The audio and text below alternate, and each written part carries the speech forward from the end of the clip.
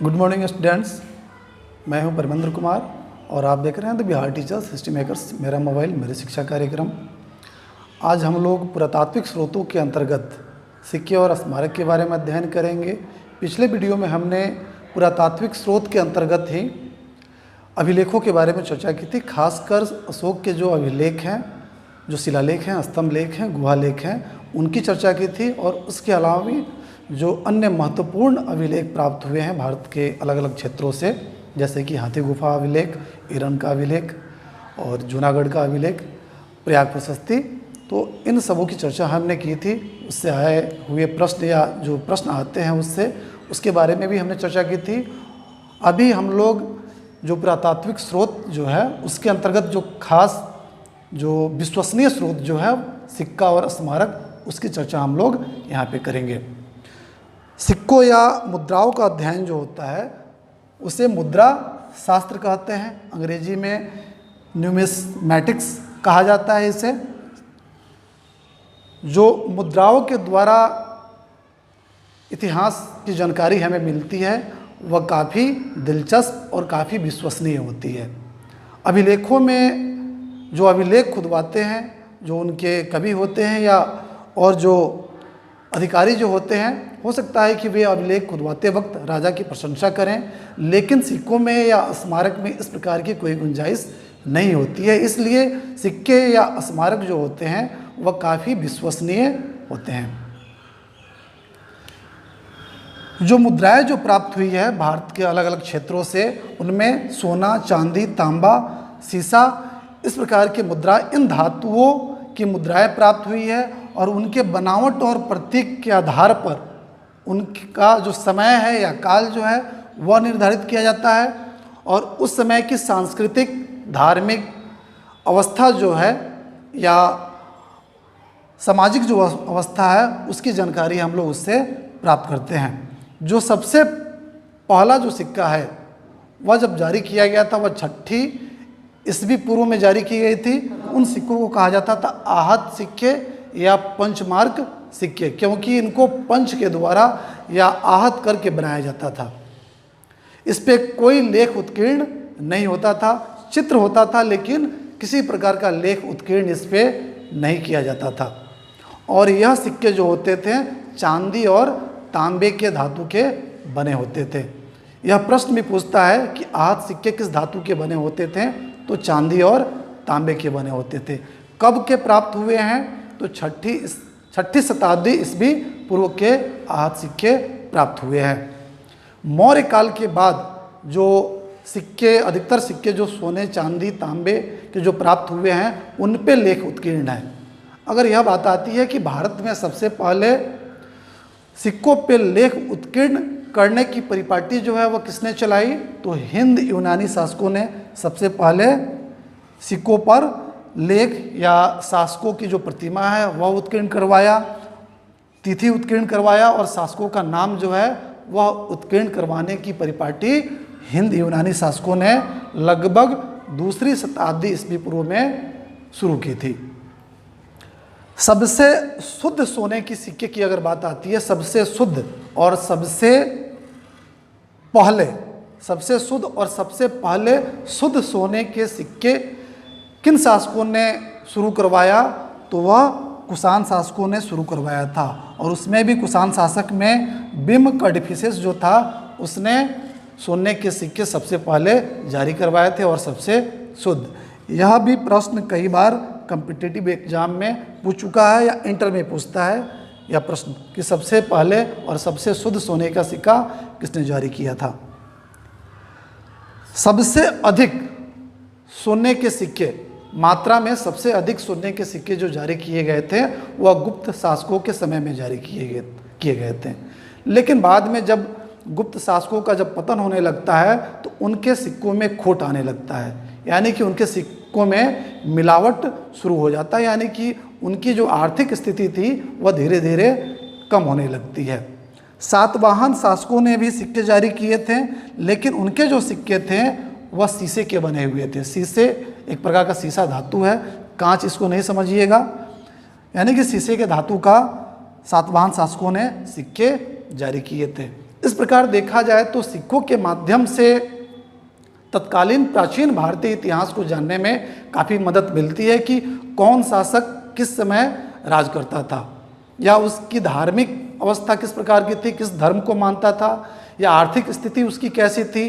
अगर सिक्कों की बनावट अच्छी रहती थी, उत्तम रहती थी, इससे प्रतीत होता था कि उनकी जो आर्थिक स्थिति है वह काफ़ी सुदृढ़, काफ़ी अच्छी थी। इन सिक्कों के अलावा दक्षिण भारत से भी सिक्के प्राप्त हुए हैं। दक्षिण भारत से रोम के सिक्के प्राप्त हुए हैं। इससे यह प्रतीत होता है कि रोम के लोग वहाँ पर आकर व्यापार करते थे। खासकर पुडुचेरी से रोम के सिक्के प्राप्त हुए हैं। राजाओं के अलावा धनपति या जो व्यापारी लोग थे वे लोग भी सिक्के जारी करते थे। कबायली लोग भी सिक्के जारी किए थे। तो उनके आधार पे उनके बारे में भी जानकारी मिलती है कि उनका व्यापार किस प्रकार से था। अगर कहीं अधिक मात्रा में सोने के सिक्के प्राप्त होते थे तो इससे यह अनुमान लगाया जाता था कि वहाँ का व्यापार जो था काफ़ी समृद्ध था या अधिक मात्रा में व्यापार होता था। सिक्कों के ज़्यादा मात्रा मिलने के आधार पे यह अनुमान लगाया जाता था। सिक्कों की तरह ही स्मारक भी काफ़ी महत्वपूर्ण है प्राचीन भारतीय इतिहास को जानने में। स्मारक वैसी इमारत होती है जो या तो उसी तरह अभी भी मौजूद है या खंडर के रूप में आज भी मौजूद है। तो इन स्मारकों में मुख्य रूप से जो पुराने राजा के भवन हैं, राजप्रसाद हैं, यहाँ तक कि मंदिर भी उसमें आ जाएंगे, बौद्ध स्तूप, बौद्ध विहार, चैत्य, बड़े बड़े जो हॉल हैं, सभागार जो हैं, वह सारे स्मारक के अंतर्गत आ जाते हैं। इनके अध्ययन से उस समय के तकनीकी कौशल की जानकारी मिलती है। जो बड़े बड़े कलात्मक स्थापत्य कला के जो नमूने जो मिलते हैं, भवन जो मिलते हैं, उनसे तकनीकी कौशल की जानकारी मिलती है। उस समय के लोगों के रहन सहन की जानकारी मिलती है। उनके धार्मिक, राजनीतिक, आर्थिक, सामाजिक, सांस्कृतिक अवस्थाओं की जानकारी तो मिलती ही है। साथ ही पूजा पद्धति उनकी किस प्रकार से थी। बौद्ध धर्म में अलग पूजा पद्धति थी, हिंदू धर्म में अलग पूजा पद्धति थी, जैन धर्म की अलग पूजा पद्धति थी। तो इस प्रकार से अलग अलग धर्मों की अलग अलग पूजा पद्धति, उनके स्थापत्य कला के आधार पे हमें जानकारी मिलती है। यानी कि उनके जो भवन बने होते हैं या उनके जो मंदिर बने होते हैं या पूजा गृह जो बने होते हैं, उसके आधार पर हमें या उस समय के इतिहास की जानकारी मिलती है। उनके धार्मिक विश्वासों की जानकारी उनके उस प्रकार के भवनों से हमें प्राप्त होती है। जो तत्कालीन उस समय के भारत में जो स्थापत्य की जो शैली थी वह मुख्य रूप से 3 प्रकार की शैली थी: नागर शैली, द्रविड़ शैली और बेसर शैली। नागर शैली जो थी वह उत्तर भारत के मंदिरों की शैली थी। यानी कि उत्तर भारत के जो मंदिर बनाए गए थे वह नागर शैली में बनाए जाते थे। इनकी जो बनावट होती थी वह चतुष्कोणीय होती थी। यानी कि आधार जो था वह चतुष्कोणीय आकार का होता था और सामने जो होता था उस मंदिर के अंतराल मंडप और अर्ध मंडप बने होते थे। इस शैली के जो मंदिर मिले हैं वह कोणार्क का सूर्य मंदिर, सोमनाथ मंदिर, खजुराहो के मंदिर और दिलवाड़ा का मंदिर जो जैन मंदिर जो है आबू पर्वत पे, वह यानी कि नागर शैली के मंदिर मिले हैं। यह नागर शैली के जो शैली जो है उसके अंतर्गत ये आते हैं। दक्षिण भारत की अगर बात करते हैं, खासकर तमिलनाडु और तमिलनाडु के आसपास का जो इलाका था वहाँ पे द्रविड़ शैली का मंदिर जो है वह मिला है। इसकी जो बनावट थी, इस मंदिर का जो बनावट था, उसका आधार जो था वह वर्गाकार था और ऊपर का जो शिखर होता था वह पिरामिड की तरह होता था और विशाल जो उसके प्रांगण जो होते थे वह काफ़ी विशाल होते थे। और उस प्रांगण का जो प्रवेश द्वार था उसको कहा जाता था गोपुरम। इस शैली का जो मंदिर मिला है वह मीनाक्षी मंदिर मिला है। मदुरई में जो मीनाक्षी मंदिर है वह इस शैली का मंदिर यानी कि द्रविड़ शैली का मंदिर है। एक और शैली है जिसका नाम है बेसर शैली, जो कि नागर शैली और द्रविड़ शैली का मिश्रित रूप है। यह मध्य भारत में, इसके मंदिर जो हैं मध्य भारत में प्राप्त हुए हैं। खासकर वृंदावन का जो वैष्णव मंदिर मिला है वह बेसर शैली के अंतर्गत आता है। इसकी जो बनावट है, इस मंदिर की जो बनावट है, उसका आधार जो है वह गोलाकार है और ऊपर जाके अर्धगोलाकार रूप ले लिया है। यानी कि अर्धगोलाकार या गोलाकार या अर्धगोलाकार उसका मंदिर का बनावट है। इसके अलावा और भी बहुत सारे स्मारक मिले हैं, जैसे कि बराबर की गुफाएं जो हैं अशोक के द्वारा जो बनवाया गया था। कार्ले चैत्य, महाराष्ट्र में जो कार्ले चैत्य है बौद्ध धर्म से संबंधित है। सांची स्तूप, यह भी बौद्ध धर्म से संबंधित है।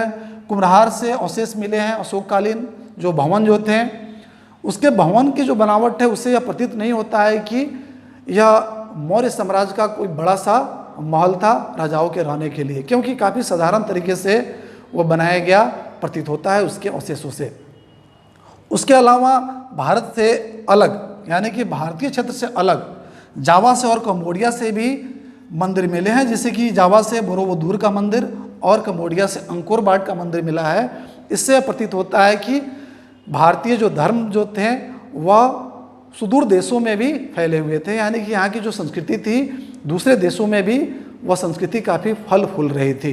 तो इस प्रकार अगर देखा जाए तो मुद्राओं से और स्मारकों से तत्कालीन जो इतिहास है उसके बारे में जानकारी मिलती है, खासकर सांस्कृतिक, धार्मिक, आर्थिक जानकारी जो है वो हमें इन पुरातत्वों से प्राप्त होती है। और यहाँ से प्रश्न भी काफ़ी बनते हैं कि सबसे पहले हिंद यूनानी शासकों ने प्रतिमान, नाम और तिथियों के साथ मुद्रा जारी किया था। सबसे शुद्ध सोने का सिक्का बिम्खटविशेष या कुषाण शासकों ने जारी किया था और सबसे अधिक सोने का सिक्का गुप्त शासकों ने जारी किया था। और यहाँ से भी प्रश्न बनते हैं कि बोरोबुदुर का मंदिर कहाँ है, जावा में, और अंकोर वाट का मंदिर कहाँ है, तो कंबोडिया में। इस वीडियो में इतना है, तब तक के लिए धन्यवाद।